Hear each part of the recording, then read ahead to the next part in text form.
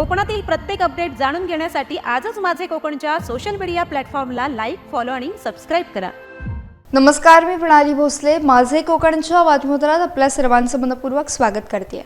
बातमीपत्राला सुरुवात करण्याआधी पाहूयात हेडलाईन्स। महाडमध्ये बेकायदेशीर उद्योगांवर महसूल प्रशासनाची नजर।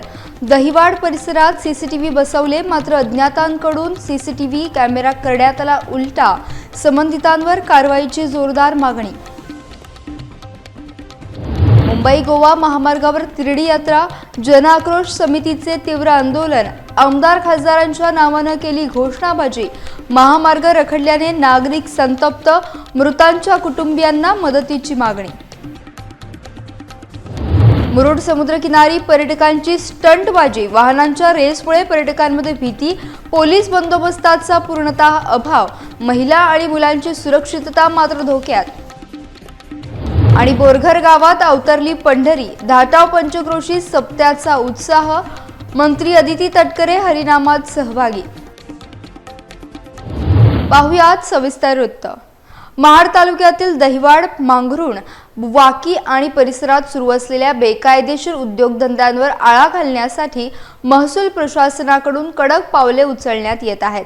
गौण खनिजांची अवैध वाहतूक करणाऱ्या वाहनांचे थेट परमिट निलंबित किंवा रद्द करण्याचे आदेश महसूल विभागाने दिले असून याच पार्श्वभूमीवर महाड तालुक्यात विशेष लक्ष केंद्रित करण्यात आले आहे। या भागात बेकायदेशीर उद्योग सुरू असल्याच्या तक्रारी ग्रामस्थांकडून प्रशासनाकडे वारंवार करण्यात आल्या होत्या। त्यानंतर महाडचे तहसीलदार महेश सितोळे यांनी प्रत्यक्ष पाहणी केली असता अनधिकृत उद्योगधंदे आणि संशयास्पद हालचाली आढळून आल्या। शासनाचा महसूल बुडू नये आणि अवैध वाहतूक रोखता यावी यासाठी दहिवाड गावाच्या हद्दीतील बस स्थानक परिसरात सीसीटीव्ही कॅमेरे बसवण्यात आले। मात्र या सीसीटीव्ही कॅमेऱ्यांपैकी एक कॅमेरा अज्ञात व्यक्तीने उलटा केल्याचा प्रकार समोर आला असून त्यामुळे ग्रामस्थांमध्ये संताप व्यक्त होतोय। कॅमेरा उलटा कसा झाला आणि कोणी केला हा प्रश्न ऐरणीवर आलाय। प्रशासनाने या प्रकाराकडे गांभीर्याने लक्ष देऊन दोषींवर कठोर कारवाई करावी अशी जोरदार मागणी ग्रामस्थांकडून केली जाते। वर्षानुवर्षे रखडलेल्या मुंबई गोवा राष्ट्रीय महामार्गाच्या विरोधात खेड शहरात जनआक्रोश समितीच्या वतीने तीव्र आंदोलन करण्यात आलं। सरकारच्या उदासीन धोरणाचा निषेध करत प्रतिकात्मक पुतळ्याची तिरडी यात्रा काढण्यात आली। ही अंत्ययात्रा खेड शहरातून भरणे नाका ते मुंबई गोवा महामार्गापर्यंत काढण्यात आली। या आंदोलनादरम्यान संतप्त नागरिकांनी आमदार, खासदार आणि मंत्र्यांच्या नावाने जोरदार घोषणाबाजी करत सरकारचा निषेध नोंदवला। मुंबई गोवा महामार्ग कधी पूर्ण होणार असा थेट सवाल उपस्थित करण्यात आला। महामार्गाच्या अपूर्ण कामामुळे अपघातांचं प्रमाण वाढलं असून अनेक कोकणवासियांना आपला जीव गमवावा लागल्याचा आरोप आंदोलकांनी केला आहे। जनआक्रोश समितीच्या वतीने मुंबई गोवा महामार्गाचं काम तातडीने पूर्ण करावे आणि खेड शहरातील अंतर्गत रस्ते लवकरात लवकर दर्जेदार पद्धतीने पूर्ण करावेत। तसेच या महामार्गावर झालेल्या अपघातात मृत्युमुखी पडलेल्या कोकणकरांच्या कुटुंबियांना योग्य आर्थिक मदत द्यावी अशा प्रमुख मागण्या करण्यात आल्या। या मागण्यांचे निवेदन खेड पोलीस ठाण्यात सादर करण्यात आले। आंदोलनामुळे काही काळ परिसरात तणावाचं वातावरण निर्माण झालं होतं। 17 वर्ष रखडलेल्या मुंबई गोवा महामार्गासाठी आम्ही रायगडमधून कोलेटी येथून या तिरडी यात्रेला सुरुवात केलेली आहे। धोरे ते कोलेटी हा 2 दिवसाचा प्रवास केल्यानंतर काल चिपळूणमध्ये आणि आज आपण या खेडवासियांच्या भेटीसाठी आलेलो आहोत। कारण 17 वर्षात आतापर्यंत महामार्गावरती 4,500 पेक्षा जास्त कोकणकरांनी आपला प्राण गमावलेला आहे। यानंतर पुढील शनिवार रविवार हातखंबा ते पाली ते लांजा आणि 11 जानेवारी 2026 रोजी संगमेश्वर येथे महामार्ग रोखून या तिरडी यात्रेची आम्ही सांगता करणार आहोत। समस्त कोकणकरांना आम्ही विनंती करतो की या तिरडी यात्रेत आपण मोठ्या संख्येने सामील होऊन कोकणकरांना या 17 वर्ष रखडलेल्या महामार्गापासून एक कोकणता मिळावी यासाठी तिरडी यात्रा। आत्ताच गडकरी साहेबांनी 89% महामार्गाचं काम पूर्ण झालं असं सांगितलं, परंतु आम्ही सांगतोय 50% महामार्गाचं काम अद्यापही बाकी आहे। त्यामुळं लवकरात लवकर हा महामार्ग पूर्ण करावा। या महामार्गावर आतापर्यंत 4,500 पेक्षा जास्त कोकणकरांनी आपला प्राण गमावलाय। यांच्या नातेवाईकांना आर्थिक मदत मिळावी आणि आतापर्यंत 10,000 कोकणकर जखमी झालेत, त्यांना सुद्धा शासनाने मदत मिळावी। आतापर्यंत अनेक वृक्षांची इथं तोड केलेली आहे। लवकरात लवकर या वृक्षांची लागवड करावी। यांसारख्या प्रमुख 12 मागण्यांसाठी कोकणकरांनी तिरडी यात्रा सुरू केली। शनिवार आणि रविवार सुट्टी असल्यानं रत्नागिरी जिल्ह्यातील दापोली तालुक्यातील मुरुड समुद्रकिनारी पर्यटकांची मोठी गर्दी उसळली. मात्र या गर्दीत काही पर्यटकांकडून सुरू असलेली हुल्लडबाजी सामान्य पर्यटकांसाठी डोकेदुखी ठरत आहे. जिल्हा पोलीस अधीक्षकांनी अपघातांच्या पार्श्वभूमीवर समुद्रकिनारी वाहनांना बंदी घातली असतानाही पोलिसांचे आदेश धुडकावून पर्यटक थेट वाहनं किनाऱ्यावर नेत आहेत. समुद्र किनाऱ्यावर वाहनांच्या रेस, स्टंटबाजी तसेच गाडीच्या टपावर बसून मद्यप्राशन करण्याचे प्रकार खुलेआम सुरू आहेत. हजारो पर्यटक उपस्थित असतानाही एकही पोलीस कर्मचारी किंवा बंदोबस्त दिसत नसल्याने महिला, लहान मुले आणि कुटुंबासह आलेले पर्यटक असुरक्षित वाटत आहेत. प्रशासनाने तातडीने दखल घेऊन कठोर कारवाई करावी अशी मागणी पर्यटक आणि स्थानिक नागरिकांकडून केली जाते. मुंबई उच्च न्यायालयाच्या न्यायाधीशपदी सिंधुदुर्ग जिल्ह्यातील 2 भूमिपुत्रांची निवड झाल्याबद्दल कुडाळ येथे भव्य सत्कार सोहळा पार पडला. सिंधुदुर्ग जिल्हा वकील संघटनेच्या वतीनं कुडाळमधील शांतादुर्गा हॉल पावशी येथे हा गौरव सोहळा उत्साहात संपन्न झाला. या कार्यक्रमाला मुंबई उच्च न्यायालयाच्या कोल्हापूर खंडपीठाचे प्रशासकीय न्यायाधीश मकरंद कर्णिक हे प्रमुख पाहुणे म्हणून उपस्थित होते. तसेच सिंधुदुर्ग जिल्ह्याचे सत्र न्यायाधीश देशपांडे यांची देखील प्रमुख उपस्थिती होती. यावेळी न्यायमूर्तींनी नवोदित वकिलांना उच्च न्यायालयातील कामकाज, प्रकरणांचे बारकावे, नीतिमत्ता, संयम आणि व्यावसायिक शिस्त याबाबत सखोल मार्गदर्शन केले. सिंधुदुर्ग, रत्नागिरी आणि गोवा येथून मोठ्या संख्येने वकील वर्ग या सोहळ्यासाठी उपस्थित होता. तर कुठल्याही वकिलीमध्ये काही आपल्याला त्रास होत नाही. माझं वैयक्तिक असं मत आहे की आपल्याला काय पाहिजे आयुष्यात हे पहिले सगळ्यात पहिले आपण आपल्या स्वतःला विचारत घ्या. मी स्वतः विचार करतो मला 7 तास छान झोप लागली पाहिजे रात्री. यासाठी सगळ्यात सोपा मार्ग जे काय फार प्रयत्न करायला लागत नाही ती म्हणजे ऑनेस्टी. आणि आपण जर आपल्या क्लायंटशी ऑनेस्ट असलो, आपल्या कामाशी ऑनेस्ट असलो, कोर्टशी फेअर असलो, सगळ्यात सोपं, जास्त काही कॉम्प्लिकेशन करायची गरज नाही. केस आहे अभ्यास करायचा, ऍज इट इज प्रेझेंट करायची, कायद्याचा अभ्यास करायचा, हिस्टॉन बघायचे, थोडं क्रिएटिव्हिटी पाहिजे, प्रेझेंट केली की आपलं काम जातं, बाकी जजेस सांभाळून. हा मार्ग मी पत्करला होता. पण हे करत असताना बरेच आपल्याला शिकायला मिळतं. पण आज काय झालंय, लिगल डेटाबेस एवढा वाढलाय ना. एक आपण असं उदाहरण घेऊ, एखाद्या वकिलाची 30 वर्ष प्रॅक्टिस झाली. किती? 30 वर्ष. आणि एखाद्या वकिलाची 3 वर्ष झाली, म्हणजे 10 वर्षाचा फरक आहे. आणि मग ते 30 वर्ष प्रॅक्टिस झालेल्या वकिलांनी एक लेक्चर दिलं जजला, हे असं आहे तसं. पण जर का त्या 3 वर्ष प्रॅक्टिस वाल्याकडे जास्त क्वालिटीचे चांगले रेशो असतील, जास्त क्वालिटीचे जजमेंट असतील आणि जास्त ऍप्लिकेबल, तर मग काय होईल? म्हणजे हा जो जर्नी आहे ना, जर्नी आता जसं आईन्स्टाईन सारखं झालं, टाइम ट्रॅव्हल, जो नॉलेज मिळवेल त्याने तेवढा प्रवास पुढे केला असं समजायचं. आणि आता सॉफ्टवेअर आलेले आहेत, लिगल सॉफ्टवेअर.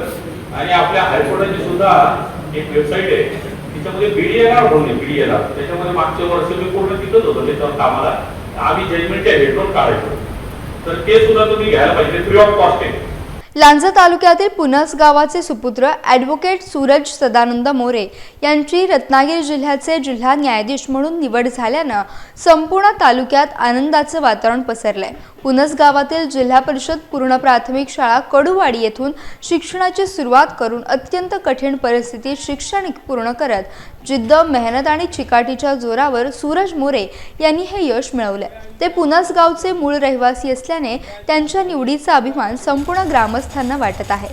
जिल्हा न्यायाधीश पदाचा पदभार स्वीकारल्यानंतर सूरज मोरे पहिल्यांदाच गावी दाखल झाले. यावेळी सरोदे समाजाच्या वतीनं त्यांचे भव्य आणि उत्स्फूर्त स्वागत करण्यात आले. महिलांनी औक्षण करत शुभेच्छा दिल्या, तर ग्रामस्थ, ज्येष्ठ नागरिक मोठ्या संख्येने उपस्थित होते. या प्रसंगी सरोदे समाज पुनसचे कार्याध्यक्ष नंदकुमार भागवत, सहसचिव हर्षद वाघाटे, खजिनदार दत्ताराज यादव, दीपक यादव, चंद्रशेखर भागवत, शंकर भागवत, चंद्रकांत वाघाटे, राजेंद्र वाघाटे, रामदास वाघाटे यांच्यासह समाजातील बांधव आणि भगिनी मोठ्या संख्येने उपस्थित होते.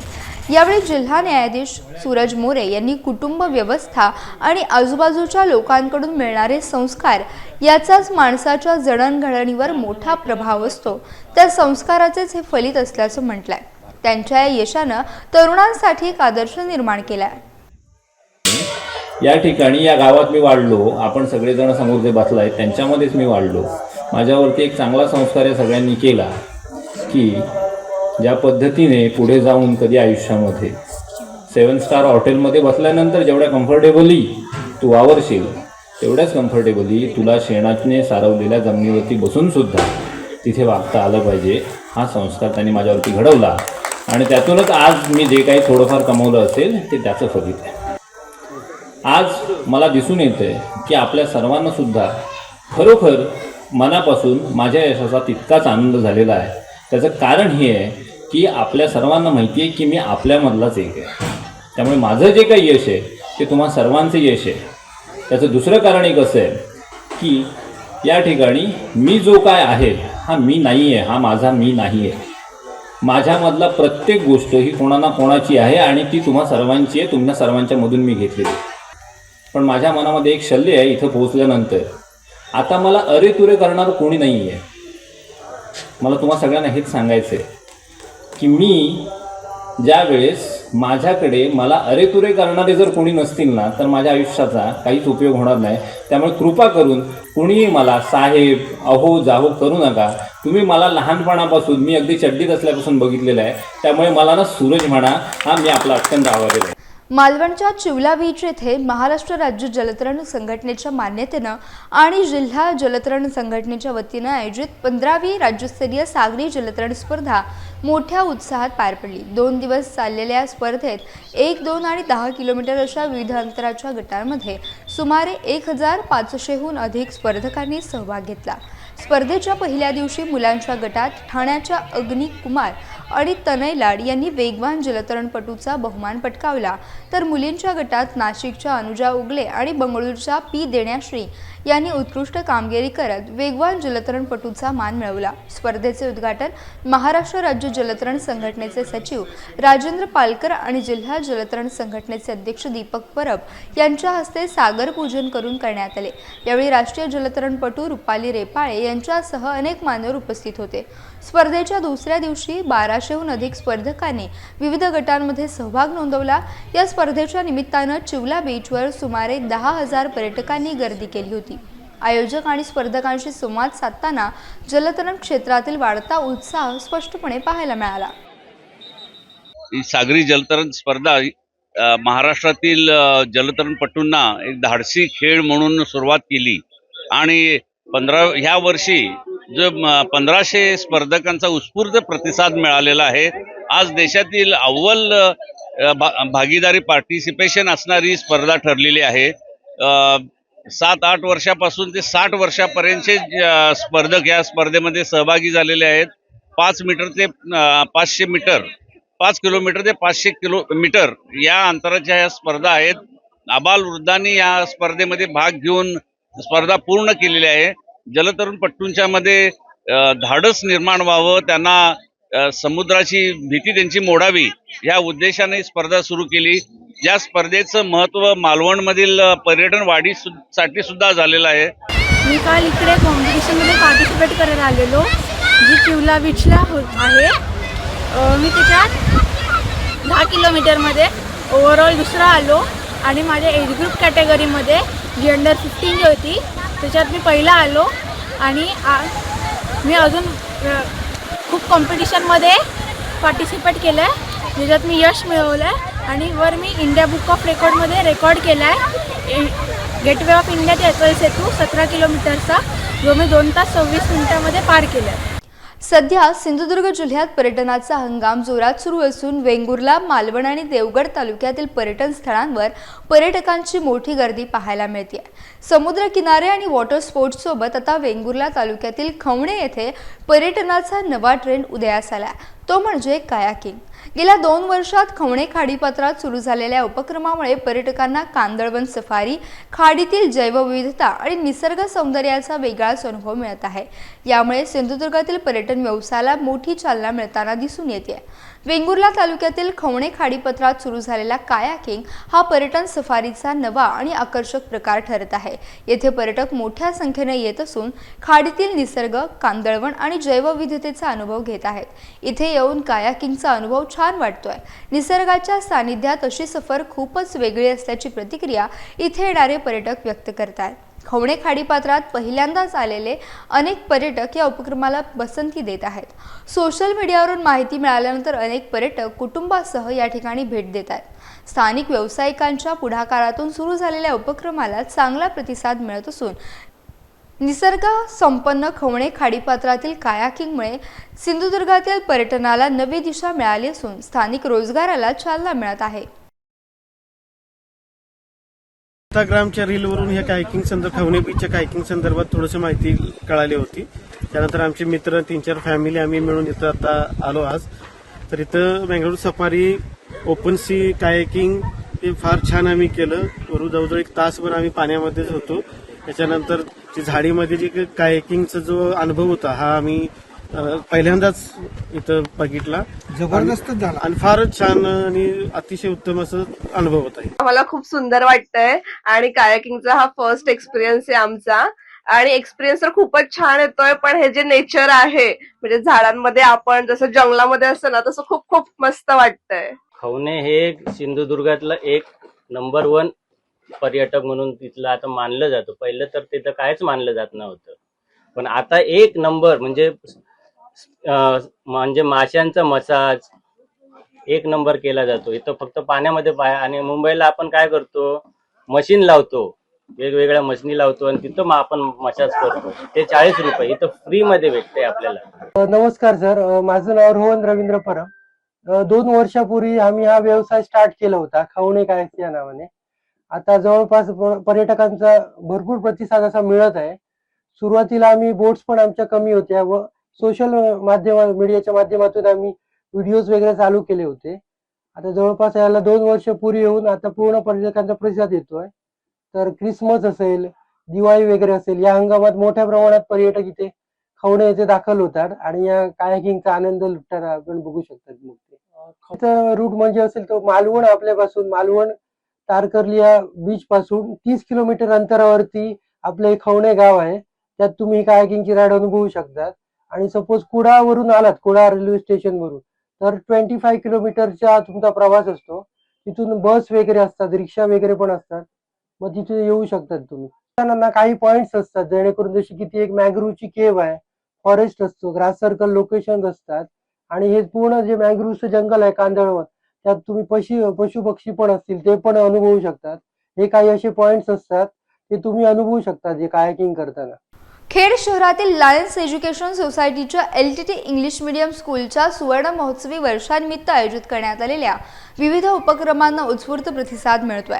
या उपक्रमांतर्गत विद्यार्थ्यांनी साकारलेल्या कलाकृतींनी प्रेक्षकांचे लक्ष वेधून घेतले। चित्रकला, हस्तकला, विज्ञान मॉडेल्स तसेच सांस्कृतिक कार्यक्रमांमधून विद्यार्थ्यांची सृजनशीलता आणि गुणवत्ता ठळकपणे दिसून आली।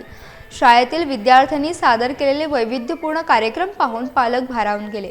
विद्यार्थ्यांचा आत्मविश्वास आणि मंचावरील सादरीकरणाचे विशेष कौतुक केले जात आहे। सुवर्ण महोत्सवी वर्षानिमित्त राबवण्यात आलेल्या उपक्रमामुळे शाळेचा शैक्षणिक, सांस्कृतिक आणि सामाजिक ठसा अधिक ठळक झाला। LTT इंग्लिश मीडियम स्कूलच्या उपक्रमांचे खेड शहरातून सर्वत्र कौतुक होत असून शाळेच्या उज्ज्वल वाटचालीसाठी शुभेच्छांचा वर्षाव होत आहे। रायगड जिल्ह्यातील रोहा तालुक्यातील बोरघर गावात 10 पंचक्रोशी विभागीय अखंड श्री हरिनाम सप्ताह मोठ्या भक्तिभावात संपन्न होतोय। या सप्ताहाची यंदा 41व्या वर्षपूर्तीकडे यशस्वी वाटचाल सुरू असून संपूर्ण परिसरात जणू पंढरी अवतरल्याचे चित्र पाहायला मिळते। सप्ताहानिमित्त नेत्रदीपक रोषणाई, शिस्तबद्ध नियोजन आणि भक्तिमय वातावरणाने बोरघर गाव उजळून निघाले आहे। या सप्ताहासाठी जिल्हाभरातून अनेक मान्यवरांनी हजेरी लावली। कीर्तन कार्यक्रमाच्या दरम्यान रात्री 11:30 वाजण्याच्या सुमारास राज्याच्या महिला आणि बालविकास मंत्री अदिती तटकरे यांनी सप्ताहाला सदिच्छा भेट दिली। यावेळी टाळ, मृदुंग, ढोलकी आणि हरिनामाच्या मंत्रमुग्ध करणाऱ्या तालावर मंत्री अदिती तटकरे यांनी स्वतः ठेका धरत वारकऱ्यांसोबत सहभाग घेतला। पंचक्रोशीतील महिला भगिनींसह संपूर्ण वारकरी संप्रदाय हरिनामाच्या गजरात तल्लीन होताना दिसून आला। भक्ती, आनंद आणि एकात्मतेचे दर्शन घडवणारा हा सप्ताह परिसरात चर्चेचा विषय ठरत आहे।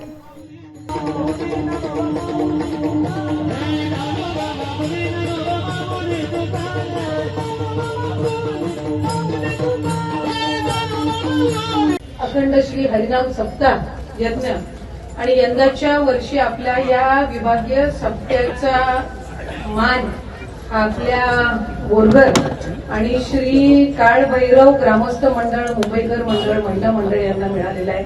मी सर्वप्रथम तर त्यांचे मनापासून अभिनंदन करते, त्यांना शुभेच्छा देते. गेल्या अनेक वर्षांपासून आपली ही परंपरा आपल्या सर्वांच्याच वतीने मी आज अबप संगीताताईंचे सुद्धा या निमित्ताने स्वागत करते. आपलेही या निमित्ताने आभार मानते की आपल्या गोड वाणीतून खऱ्या अर्थानं परमेश्वर, परमार्थ, भगवंत आयुष्याच्या अनुभवातून जात असताना वेगवेगळ्या व्याख्या आणि उदाहरणं आपल्यासमोर दिली जातात. पण आज आपल्या वाणीतून प्रवचन असेल, कीर्तन असेल, हे त्या निमित्ताने आम्हाला सगळ्यांनाच अनुभवायला मिळालं. हा विभागीय सप्ताह याच्यासाठी आम्ही जवळपास वर्षभर वाट बघत असतो. येता सप्ताह आहे, किल्ला धाटा पंचकोशी येता सप्ताह आहे आणि आमच्याकडे 9 ते 10 वर्षांनी सप्ताह आहेत. आम्ही त्या वेळेच्या वाट बघत असतो की हा आमच्याकडे सोहळा कधी येतोय आणि आम्हाला एवढा आनंद होतो की खरोखर हा आनंद गगनात मावण्याचा होतो. आज या बोरगर गावाला आम्हाला सप्त्याचं मान मिळाले आहे. या सप्त्याला 41व्या वर्षाचा मान बोरगर गावाला मिळाला आहे. या सप्त्याची तयारी आमचा तरुण वर्ग, महिला मंडळ आणि ग्रामस्थ मंडळ यांनी इतकी उत्स्फूर्तपणे तयारी केली होती आणि त्याची प्रचिती आज या सप्त्यामध्ये दिसत आहे. हा सप्ताह म्हणजे आमचा धाटाव, किल्ला, बोरगर, निवी, तळागर अशा धाटाव पंचकोशीचा आमचा सप्ताह आहे. म्हणजे जशी पंढरीची वारी होते तशीच आमची ही धाकटी पंढरी म्हणून हा सोहळा या पंचकोशीत साजरा केला जातो. आणि त्या सप्त्याला विभागातून तरुण वर्ग, महिला, ग्रामस्थ आणि वारकरी हा अखंड परिश्रम घेऊन अखंड हरिनामाचा सप्ताह अतिशय उत्तम रीतीने साजरा करतो. आणि आम्ही सर्व तरुण वर्ग किंवा आम्ही या विभागातील महिला वर्ग असतील, ग्रामस्थ असतील, अतिशय वाट बघत असतो. आणि आम्ही सर्व वारकरी किंवा आम्ही भक्तजन अतिशय आनंदाने हा सोहळा साजरा करतो आणि पुढच्या वर्षी कुठल्या गावी जातोय याची सुद्धा वाट पाहत असतो. किल्ला धाटावराहा पंचक्रोशीचा 41वा सप्ताह आज बोरगर या गावी यावर्षी संपन्न होत आहे. आणि मगाशी संगीताताईंनी उल्लेख केल्याप्रमाणे खरोखर हा सप्ताह बोरगरमध्ये नसून खऱ्या अर्थाने पंढरीमध्ये होत आहे. हा नाव उल्लेख जो केला त्याच त्या सप्ताह किती यशस्वी आहे हा या ठिकाणी सांगून जातो. उच्च स्वरूपामध्ये आज ह्या सप्ताहाची ज्या वेळेस आदलं वर्ष असतो त्यावर्षी दुसऱ्या वर्षी ज्या गावात जात असतो त्या गावामध्ये त्या उत्सुकता फार मोठ्या प्रमाणात असते आणि तयारीचा जोश सुद्धा त्याच पद्धतीने असतो. कारण आज 41 वर्षाची परंपरा या गावामध्ये, बोरगर या गावामध्ये संपन्न होत आहे. यासह बातमीपत्रात वेळ झाली इथेच थांबण्याची. भेटूयात नवीन बातमीपत्रासह. तोपर्यंत तुम्ही कुठेही जाऊ नका, पाहत रहा फक्त माझे कोकण.